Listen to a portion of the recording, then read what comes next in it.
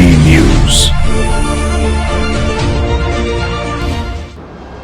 नमस्कार, मैं संतोष। आपका स्वागत है लोकतंत्र प्रहरी के 8 PM न्यूज में, जहां हम देखेंगे दुर्ग जिले समेत प्रदेश एवं देश विदेश की कुछ प्रमुख खबरें। तो आइए शुरू करते हैं पहले दुर्ग जिले की खबरों से। भिलाई में करगिल युद्ध के अमर शहीद और वीर चक्र से सम्मानित कौशल यादव के 27वें शहादत दिवस पर उन्हें भावभीनी श्रद्धांजलि दी गई। हुड़को स्थित शहीद कौशल यादव स्मारक स्थल पर आयोजित समारोह में पूर्व सैनिक, जनप्रतिनिधियों, सामाजिक संगठनों और बड़ी संख्या में नागरिकों ने पुष्पांजलि अर्पित कर उनके सर्वोच्च बलिदान को नमन किया। कारगिल युद्ध के वीर सपूत अमर शहीद कौशल यादव के 27वें शहादत दिवस पर Chhattisgarh army public welfare foundation के तत्वाधान में हुड़को स्थित स्मारक स्थल पर श्रद्धांजलि एवं स्मृति समारोह आयोजित किया गया। समारोह में शहीद की प्रतिमा पर पुण्य अर्पित कर 2 मिनट का मौन रखा गया और उनके अदम्य साहस एवं राष्ट्र को याद किया गया।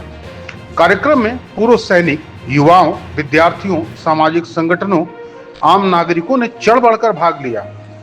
आयोजकों ने कहा कि शहीद कौशल यादव का बलिदान देशवासियों के लिए सदैव प्रेरणा स्रोत रहेगा। कार्यक्रम में उपस्थित सभी लोगों ने राष्ट्र की रक्षा में अपने प्राण का सर्वोच्च बलिदान देने वाले सभी वीर सैनिकों को भी श्रद्धा पूर्वक नमन किया। कार्यक्रम में स्कूल शिक्षा मंत्री गजेंद्र यादव ने भी शिरकत कर अपनी भावभीनी श्रद्धांजलि अर्पित की और उपस्थित लोगों के समक्ष अपने उद्बोधन को रखा। आज कारगिल विजय दिवस है। हम सब जानते हैं कि लगभग 26 वर्ष पूर्व भारत पाकिस्तान के बीच में एक युद्ध हुआ था। छद्म युद्ध के रूप में उन्होंने कुछ सैनिक हमारे देश में घुस गए थे और उनको द्रास और 2-3 टाइगर हिल्स में वो कब्जा कर लिए और कब्जा से छुड़ाया, मुक्त कराया और हमारे सैनिकों ने अदम्य साहस के साथ युद्ध किया, जिसमें सैकड़ों लोग शहीद हुए और आज भारत को उस कारगिल में विजय दिलाए। उस उपलक्ष्य में आज कारगिल विजय दिवस मनाते हैं और उस युद्ध में हमारे भिलाई के गौरव कौशल यादव जी शहीद हुए। आज मेरा सौभाग्य है कि उनके श्री चरणों में नमन करने का सौभाग्य मिला है। अब मैं तो कारगिल, टाइगर हिल और कारगिल भी जाके देखा हूँ। वहाँ पे जो शहीदों के जो स्मारक बने हैं उस स्थान पे भी मैं गया हूँ। वहाँ जब जाते हैं तो हम सबको लगता है कारगिल छोटा युद्ध था, लेकिन उसमें 1700 से भी ज्यादा हमारे सैनिक शहीद हुए थे। बहुत भले छद्म युद्ध था, लेकिन हमको बहुत बड़ी हमारे सैनिकों की जनहानि हुई थी, बहुत लोग शहीद हुए।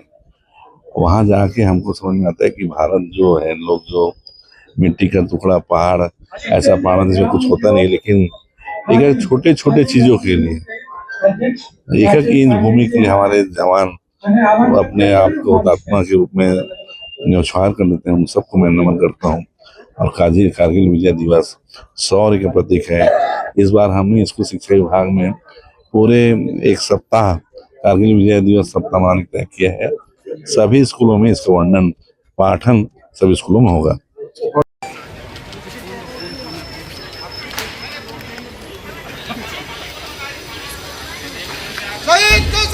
दुर्ग के सेक्टर 6 स्थित कला मंदिर में रेड क्रॉस सोसाइटी के तत्वाधान में रक्तदान को बढ़ावा देने और नशा मुक्ति अभियान को लेकर विशेष बैठक आयोजित की गई। कार्यक्रम में कलेक्टर अभिजीत सिंह ने स्वैच्छिक रक्तदान और नशा मुक्ति समाज के निर्माण का संकल्प दिलाते हुए युवाओं को आगे आने की अपील की। दुर्ग के सेक्टर 6 स्थित कला मंदिर में रेड क्रॉस सोसाइटी के तत्वाधान में रक्तदान प्रोत्साहन एवं नशा मुक्ति अभियान को लेकर बैठक आयोजित की गई। कार्यक्रम में कलेक्टर अभिषेक सिंह मुख्य अतिथि के रूप में शामिल हुए, जबकि डीआईजी सीआईएसएफ और स्वास्थ्य विभाग के वरिष्ठ अधिकारी भी मौजूद रहे। बैठक में नागरिकों को स्वैच्छिक रक्तदान के लिए प्रेरित किया गया और युवाओं को नशे से दूर रहने का संकल्प दिलाया गया। कलेक्टर अभिषेक सिंह ने अपने संबोधन में कहा कि रक्तदान महादान है और इसे किसी जरूरतमंद व्यक्ति का जीवन बचाया जा सकता है। उन्होंने कहा कि प्रत्येक स्वस्थ व्यक्ति को नियमित रूप से स्वेच्छा से रक्तदान करना चाहिए ताकि आपात स्थिति में मरीजों को समय पर रक्त उपलब्ध हो सके। कलेक्टर ने युवाओं, सामाजिक संगठनों और आम नागरिकों से अधिक संख्या में रक्तदान अभियान से जुड़ने की अपील की उन्होंने कहा कि रक्त का कोई कृत्रिम विकल्प नहीं है, इसलिए स्वैच्छिक रक्तदान की संस्कृति को समाज में मजबूत करना समय की आवश्यकता है।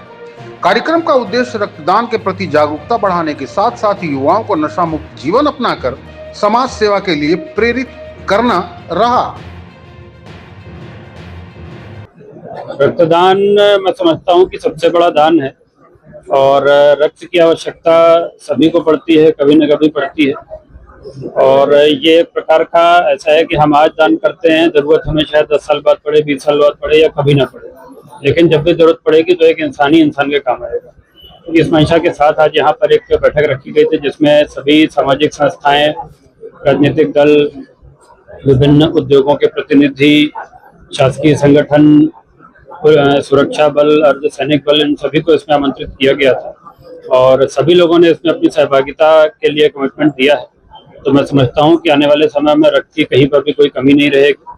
और इसके साथ ही एक नया इनिशिएटिव हम लोगों ने शुरू किया है कि जो भी संस्था के प्रतिनिधि हैं वो जितना यूनिट्स ब्लड डोनेट करेंगे उसका 1/4 यूनिट्स उनके अध्यक्ष या उन संस्थाओं के कहने पर किसी भी व्यक्ति को निःशुल्क दिया जाएगा।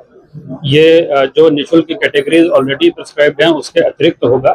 तो मैं समझता हूं कि इससे रक्तदान में और तेजी आएगी और रक्त को लेकर के जो कई बार लोगों में भ्रांतियां भी रहती हैं वो भी दूर होंगी और रक्तदान के माध्यम से स्वास्थ्य भी लोगों का बेहतर होता है, तो वो भी हमारी एक लक्ष्य की प्राप्ति होगी। प्राप्त कर सकते हैं, इसमें भर के अपना डिटेल दे सकते हैं। केंद्रीय शिक्षा मंत्री धर्मेंद्र प्रधान के इस्तीफे को लेकर छत्तीसगढ़ कांग्रेस अध्यक्ष दीपक बैज ने केंद्र सरकार पर निशाना साधा है। उन्होंने कहा कि यह फैसला नैतिकता के कारण नहीं बल्कि छात्रों के आंदोलन और बढ़ते जन दबाव के चलते लिया गया है। केंद्रीय शिक्षा मंत्री धर्मेंद्र प्रधान के इस्तीफे पर सियासी बयानबाजी तेज हो गई है। छत्तीसगढ़ प्रदेश कांग्रेस अध्यक्ष दीपक बैज ने इस मुद्दे पर केंद्र सरकार को घेरा। बैज ने कहा कि इस्तीफा किसी नैतिक जिम्मेदारी के तहत नहीं दिया गया। उनके अनुसार यह फैसला छात्रों के लगातार आंदोलन और बढ़ते जन दबाव का परिणाम है। उन्होंने कहा कि युवाओं की आवाज को लंबे समय तक अनदेखा नहीं किया जा सकता। कांग्रेस का दावा है कि छात्रों के संघर्ष ने सरकार को निर्णय लेने पर मजबूर किया। बैज ने शिक्षा व्यवस्था में पारदर्शिता और जवाबदेही सुनिश्चित करने की मांग उठाई। फिलहाल इस बयान के बाद शिक्षा मंत्री के इस्तीफे को लेकर राजनीतिक बहस और तेज होने की संभावना है। धर्मेंद्र प्रधान का इस्तीफा ये नैतिकता के आधार पर नहीं, मजबूरी में दिया हुआ इस्तीफा है।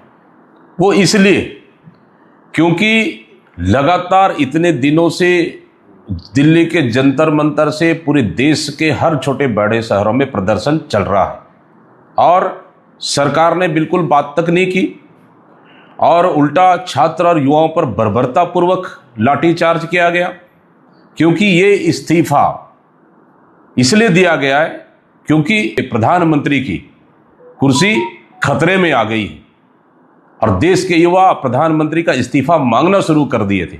इसलिए देश के प्रधानमंत्री ने अपनी कुर्सी बचाने के लिए धर्मेंद्र प्रधान का इस्तीफा मांगा है, लेकिन उनके ऊपर जो कार्रवाई हुई है उसको सदियों तक युवा और छात्र याद रखा जाएगा।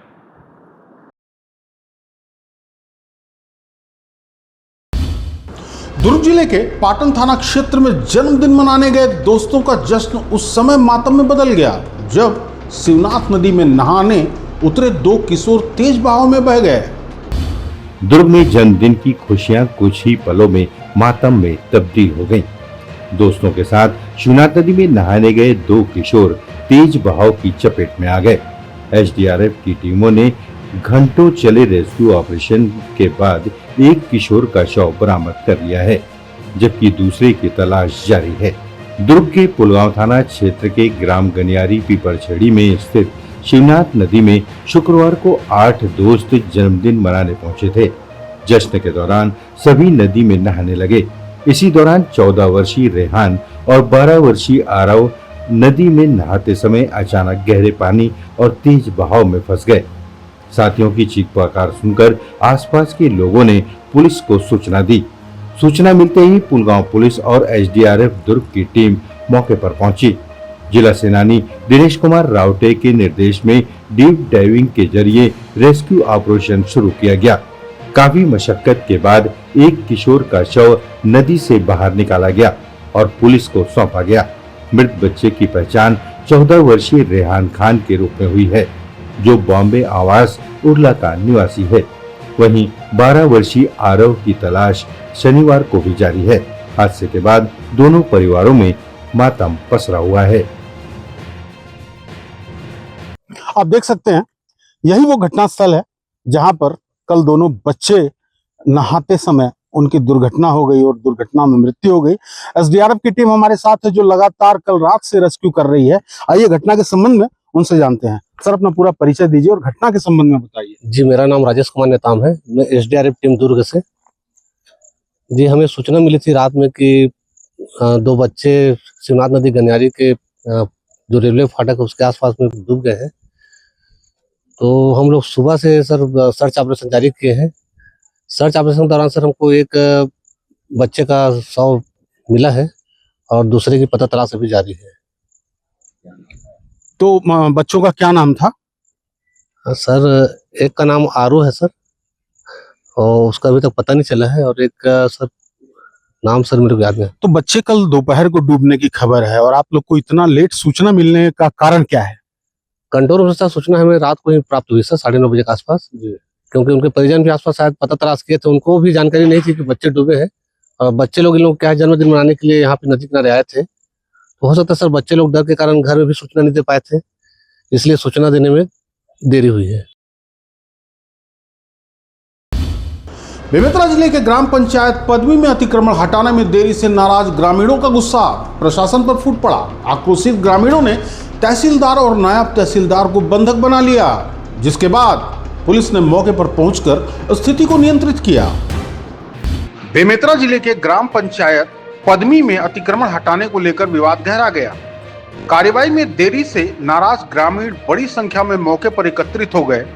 आक्रोशित ग्रामीणों ने तहसीलदार और नायब तहसीलदार का घेराव कर उन्हें बंधक बना लिया। घटना की सूचना मिलते ही पुलिस टीम तत्काल मौके पर पहुंची। पुलिस और प्रशासनिक अधिकारियों ने ग्रामीणों से बातचीत कर उन्हें शांत कराने का प्रयास किया। समझाइश के बाद अधिकारियों को सुरक्षित बाहर निकाला गया और स्थिति सामान्य हुई। ग्रामीणों का कहना है कि लंबे समय से अतिक्रमण हटाने की मांग की जा रही थी, लेकिन कार्रवाई नहीं हो रही थी। फिलहाल पुलिस और प्रशासन पूरे मामले की जांच कर रहे हैं तथा आगे की आवश्यक कार्रवाई की जा रही है। भिलाई में भारतीय जन युवा मोर्चा जिला इकाई की पहली परिचयात्मक बैठक उत्साहपूर्ण माहौल में आयोजित की गई। बैठक में संगठन विस्तार, बूथ सशक्तिकरण, सदस्यता अभियान और आगामी नगर निगम चुनाव की तैयारियों पर विस्तृत चर्चा हुई। भारतीय जनता पार्टी जिला भिलाई के जिला अध्यक्ष पुरुषोत्तम देवांगन के मार्गदर्शन और भाजयुमो जिला अध्यक्ष सौरभ जायसवाल के नेतृत्व में आयोजित इस बैठक में जिला एवं प्रदेश स्तर के कई पदाधिकारी शामिल हुए। बैठक में संगठन को बूथ स्तर तक मजबूत करने, अधिक से अधिक युवाओं को जोड़ने और केंद्र एवं राज्य सरकार की जन कल्याणकारी योजनाओं को आम लोगों तक पहुंचाने पर विशेष जोर दिया गया। देखिए, आज भारतीय जनता पार्टी युवा मोर्चा का बैठक भिलाई जिले में संपन्न हुआ है, जिसमें युवा मोर्चा के सभी नवनियुक्त पदाधिकारियों का परिचयात्मक बैठक आज जो है यहाँ पर संपन्न हुई है, जिसमें हमारे प्रभारी जिला संगठन के प्रभारी रामजी भारती जी यहाँ उपस्थित हुए। हमारे युवा मोर्चा के प्रभारी दीक्षित अग्रवाल जी उपस्थित हुई है, हमारे साहू जी उपस्थित हुए सब प्रभारी, और तमाम हमारे जो है जिले में निवासरत हमारे प्रदेश के हमारे मंत्री, कार्यकारिणी सदस्य सभी लोग यहाँ पर उपस्थित हुए। एक व्यापक बैठक हुई है। आने वाले कार्यक्रम को लेकर के युवा मोर्चा को कार्यक्रम दिया गया। निश्चित रूप से अभी नया सदस्य अभियान चल रही है, उसके लिए भी कार्यक्रम दिया गया, और भिलाई जिला का युवा मोर्चा सभी लोग इस कार्यक्रम को लेकर बड़ा उत्साहित हैं। आज भिलाई जिला में सदस्यता अभियान का उद्घाटन कर दिया गया है।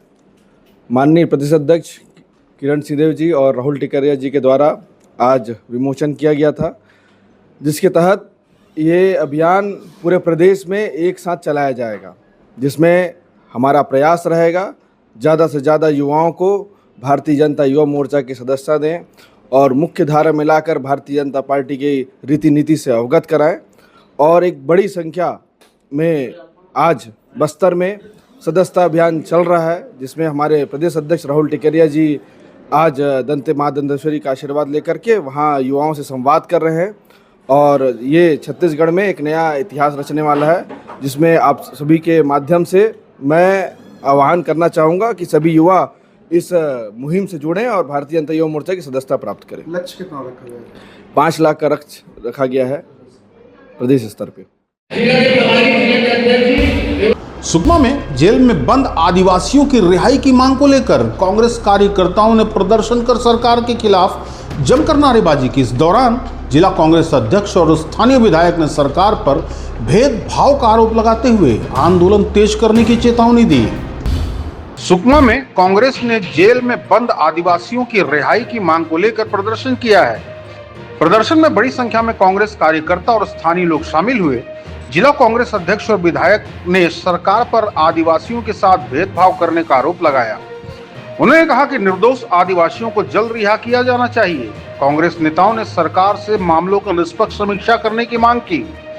प्रदर्शन के दौरान सरकार के खिलाफ नारेबाजी करते हुए ज्ञापन भी सौंपा गया। नेताओं ने चेतावनी दी कि यदि मांगों पर जल्द कार्रवाई नहीं हुई तो आंदोलन को और व्यापक बनाया जाएगा। फिलहाल इस मुद्दे को लेकर क्षेत्र में राजनीतिक गतिविधियां तेज हो गई हैं। जिला मुख्यालय सुकमा में हमारे जिला कांग्रेस कमेटी के युवा अध्यक्ष भाई हरीश चौहासी जी है, उनके पूरे साथियों के नेतृत्व में जो जेलों में बंद नक्सल मामलों में जो उनके पीड़ित परिवारजनों के साथ में एक दिवसीय धरना प्रदर्शन एवं रैली निकालकर आज कलेक्ट्रेट जराव के माध्यम से ज्ञापन सौंपा गया है।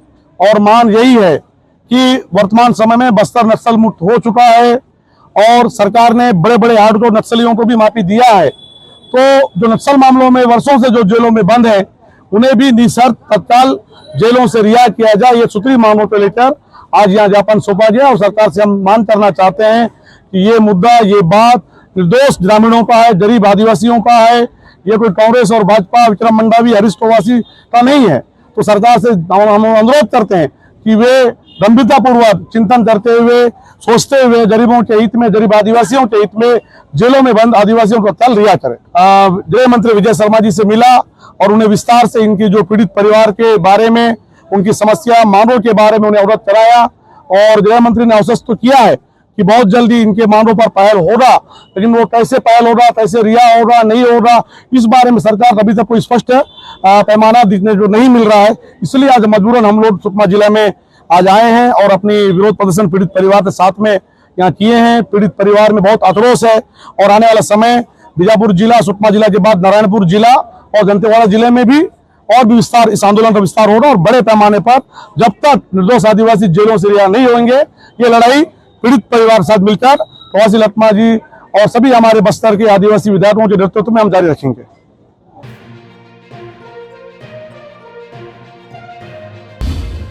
नीट पेपर लीक में केंद्रीय शिक्षा मंत्री धर्मेंद्र प्रधान के इस्तीफे की मांग को लेकर बुलाया गया बिहार बंद कई जिलों में हिंसक हो गया। छपरा से सिवान तक प्रदर्शनकारियों और पुलिस के बीच झड़प, पथराव, तोड़फोड़ और आंसू गैस के बीच पूरे राज्य में तनाव का माहौल देखने को मिला। बिहार बंद के दौरान कई जिलों में प्रदर्शन हिंसक हो गया और हालात तनावपूर्ण बन गए। प्रदर्शनकारियों ने छपरा में एक पुलिस वैन को आग के हवाले कर दिया। सिवान सहित कई इलाकों में पुलिस ने भीड़ को नियंत्रित करने के लिए आंसू गैस के गोले छोड़े।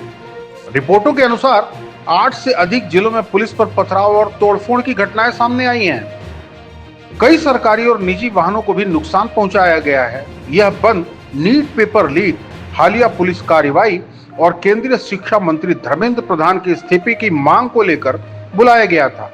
संवेदनशील जिलों में अतिरिक्त पुलिस बल तैनात कर स्थिति पर लगातार नजर रखी जा रही है। प्रशासन ने लोगों से शांति बनाए रखने की अपील की है, जबकि हिंसा के मामले में कार्रवाई की प्रक्रिया जारी है। उत्तर प्रदेश के मुख्यमंत्री योगी आदित्यनाथ ने नकल और पेपर लीक माफियाओं के खिलाफ सख्त कार्रवाई का बड़ा संदेश दिया। उन्होंने कहा कि संसद में आने वाले नए बिल के बाद नकल माफियाओं पर ऐसा शिकंजा कसा जाएगा कि उन्हें कोई बचा नहीं सकेगा। उत्तर प्रदेश के मुख्यमंत्री योगी आदित्यनाथ ने नकल माफियाओं के खिलाफ कड़ा रुख अपनाने का संदेश दिया है। उन्होंने कहा कि सोमवार को संसद में एक महत्वपूर्ण बिल पेश किया जाएगा योगी ने दावा किया कि इस कानून के लागू होने के बाद नकल और पेपर लीक से जुड़े माफियाओं पर सख्त कार्रवाई होगी। उन्होंने कहा कि ऐसे माफिया मिट्टी में मिल जाएंगे और उन्हें कोई बचा भी नहीं पाएगा। मुख्यमंत्री ने शिक्षा व्यवस्था को पारदर्शी और भ्रष्टाचार मुक्त बनाने की प्रतिबद्धता दोहराई। उन्होंने कहा कि युवाओं के भविष्य से खिलवाड़ करने वालों के खिलाफ सरकार जीरो टॉलरेंस की नीति पर काम कर रही है। पेपर लीक और नकल के मामलों में कठोर कानूनी कार्रवाई सरकार की प्राथमिकता रहेगी। योगी के इस बयान को नकल और पेपर लीक के खिलाफ सरकार के सख्त रुख के तौर पर देखा जा रहा है। मैंने कहा था, प्रधानमंत्री मोदी जी ने घोषणा की और केंद्रीय कैबिनेट ने कल निर्णय लिया कि छात्रों के भविष्य के साथ खिलवाड़ करने वाले नकल माफिया को कम से कम 10 वर्ष की सजा और 10 करोड़ रुपए तक की फाइन की व्यवस्था करेगी। कैबिनेट ने पास कर लिया है। अब सोमवार को देश की संसद में यह बिल आने वाला है। मान करके चलिए, माफिया मिट्टी में मिलेंगे, कोई रोक नहीं सकता माफिया को मिट्टी में मिलने से। ये नकल माफिया ये कांग्रेस और समाजवादी पार्टी की विरासत है। इन्होंने पाला हुआ था इन्हें।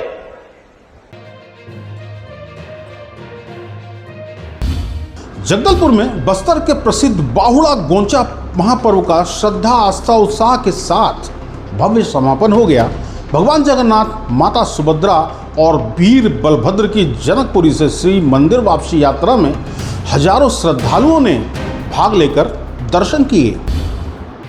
जगदलपुर में बस्तर का प्रसिद्ध बाहुड़ा गोंचा महापर्व श्रद्धा और उल्लास के साथ संपन्न हुआ। समापन अवसर पर भगवान जगन्नाथ, माता सुभद्रा और भगवान बलभद्र की भव्य वापसी रथ यात्रा निकाली गई। तीनों विग्रह जनकपुरी के पारंपरिक विधि विधान के साथ श्री मंदिर पहुंचे। यात्रा मार्ग पर बड़ी संख्या में श्रद्धालुओं के भगवान के दर्शन कर पूजा अर्चना की। पूरे शहर में जय जगन्नाथ के जयकारों और भक्ति गीतों से वातावरण भक्तिमय बना रहा। प्रशासन ने सुरक्षा, यातायात और श्रद्धालुओं की सुविधा के लिए विशेष व्यवस्था की थी। बाहुड़ा गोंचा महापर्व बस्तर की धार्मिक, सांस्कृतिक और ऐतिहासिक पहचान का महत्वपूर्ण पर्व माना जाता है। महापर्व के शांतिपूर्ण भव्य समापन के साथ श्रद्धालुओं ने भगवान जगन्नाथ को सुख, शांति और समृद्धि की कामना की।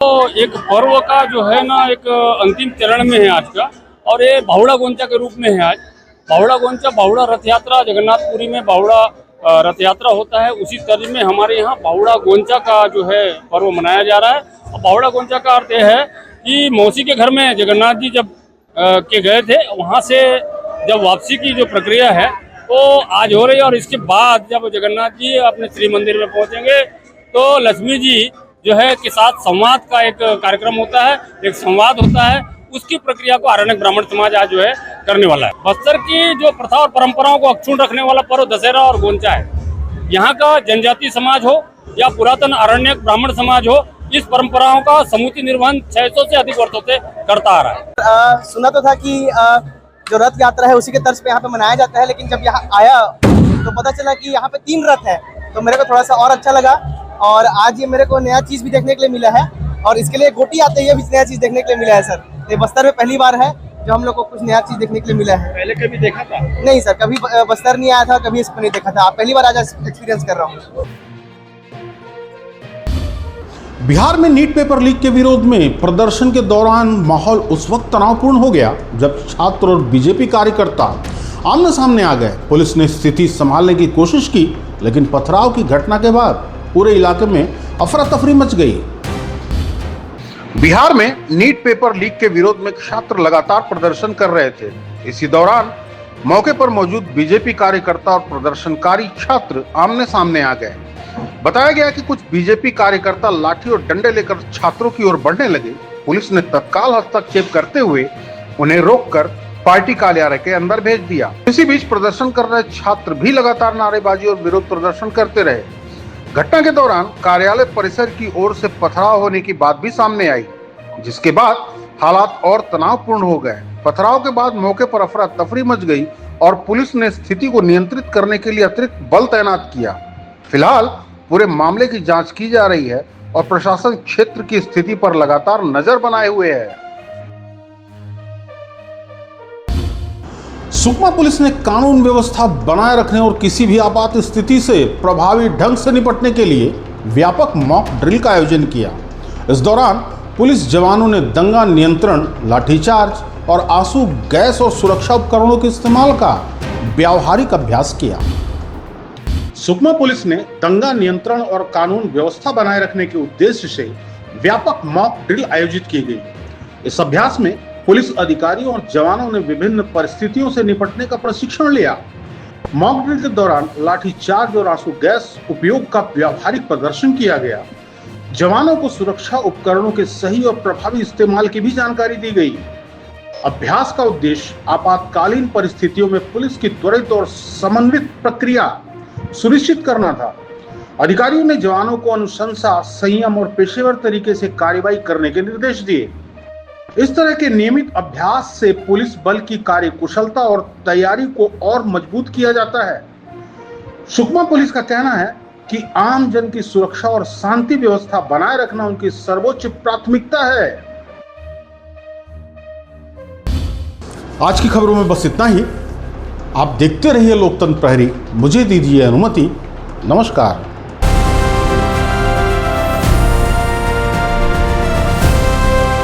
हर खबर पर नजर, सच, हिम्मत और जमीनी रिपोर्टिंग, देश, समाज और सत्य के लिए। एलपी न्यूज, आपकी आवाज।